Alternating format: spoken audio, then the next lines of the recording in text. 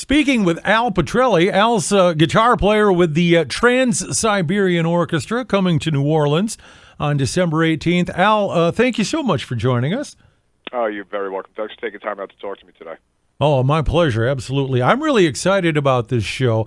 I have seen it a couple of times. So I saw it in New Orleans in 2008, and then my now fiance gave me tickets to see the show 2 years ago, and she knew nothing about you. People's expressions change when they see us for the first time. Absolutely. She said, Steve, will I enjoy this? I said, yeah, I'm pretty confident you will.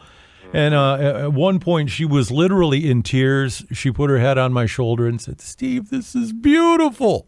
That's what I want to hear. Thank you. And tell her I said thanks.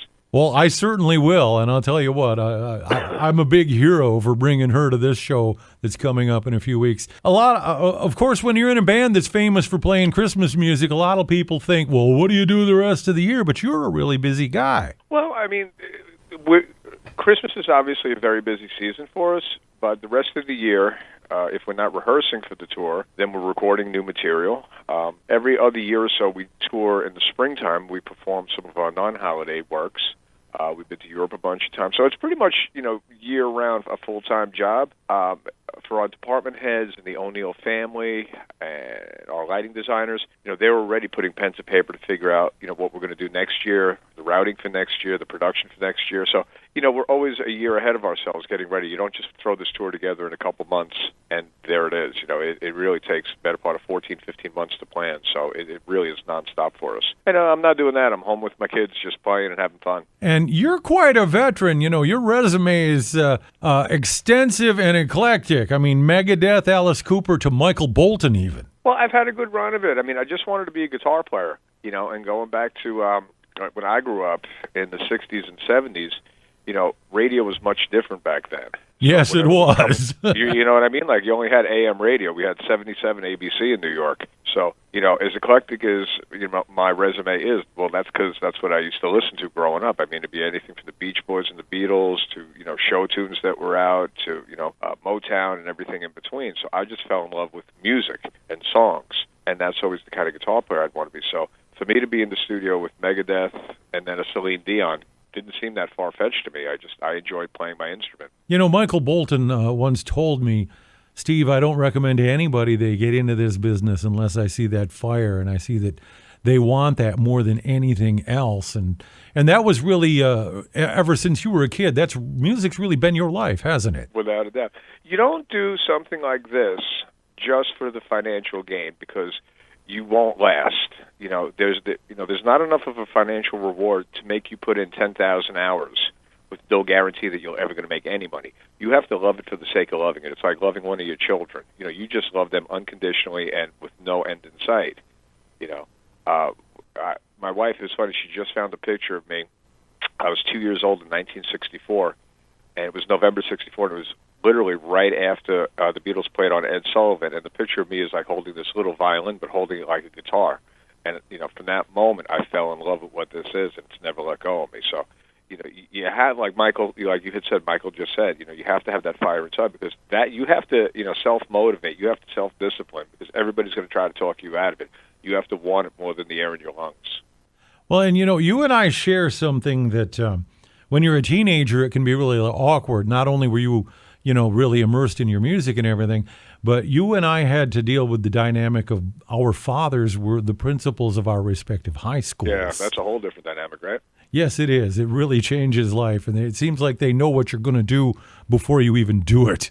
Now, well, that kind of kept me out of extra trouble in high school, and at the same time, kind of created a little extra angst, because my dad and I, and I'm sure, you and yours were we didn't see eye to eye, because obviously, whatever age that was in the 9th to 10th grade, 13, 14 years old, I kind of knew exactly what I wanted to be, and much to his chagrin, he was not going to have that. Yeah, I know what you mean. I had the highest score in my county on the SAT, and I think my parents would have preferred that I become a lawyer or something like that. Exactly. And they just want what's best for you, what's safest. They don't know what's really in your heart. I'd rather be broken living on the street than do anything else than what I'm doing right now. I understand completely. I've been doing this longer than we're going to discuss. Mm-hmm. You and I both. Now, this tour, this is the Christmas Eve and Other Stories tour, is it not? Yes. And about how long is the set?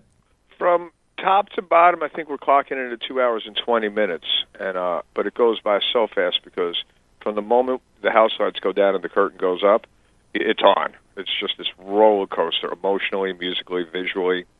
We're going to take everybody in the audience on this journey through Paul and Neil's story, Christmas Eve, and other stories.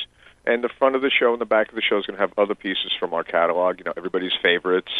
We try never to have anybody walk out of the room and say, "Oh, man, they didn't play that song." We really try to cover everything. The last 10 shows have been absolutely extraordinary. So by the time we get down to you guys, it's going to be a perfect show for you guys as well. That's fantastic. And in this day and age, too, when you're playing almost 2.5 hours, it seems like standard procedure these days is to play about an hour and a half, an hour and 45 minutes or so. Yeah, and listen, for some bands that's awesome, but we're here to tell a story and take you on a journey. So, we can't edit or condense the story, to accommodate an hour and a half show. We don't want to do that. Listen, once we're set up, man, we want to have fun. Yeah, amen to that. It's all day to set this rig up. I don't want to tear it down after an hour and 45. And I can speak from, as I mentioned, my own experience. This is a show that is absolutely spectacular beyond description. Oh, well, I appreciate you saying that. If I said it, I'm selling the show. You're saying it. You were in the audience and you watched it. If you thought it was spectacular then, wait till you see what we're bringing in a couple of weeks. Well, like I said, I had my fiance in tears. It happens. Because, when you look at the show, as a show, visually it's ridiculous. It's just amazing what the crew and the O'Neill families put together. Musically, I'm very proud of how good the band is.